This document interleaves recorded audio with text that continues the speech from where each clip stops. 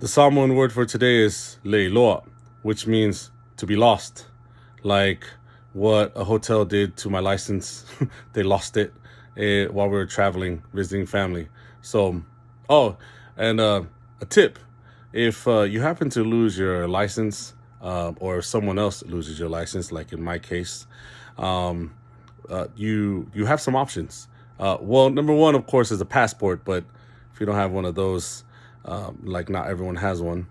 But when I got to the next hotel, I realized I didn't have my license, and it was far away, and they were like, "Well, I just need some sort of ID," and I was like, they asked if I had a school ID, which I didn't, but luckily Lori has one because she works for one, so that helped.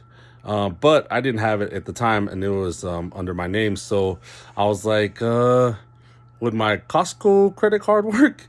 And I didn't think it would, but because it has my picture and my name on it, they took it. So I don't know if everyone will do that, but they did. So, that's a helpful tip just in case you're traveling, these things happen.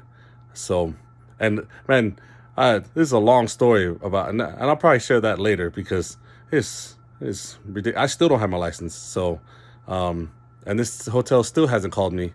So yeah, story time later.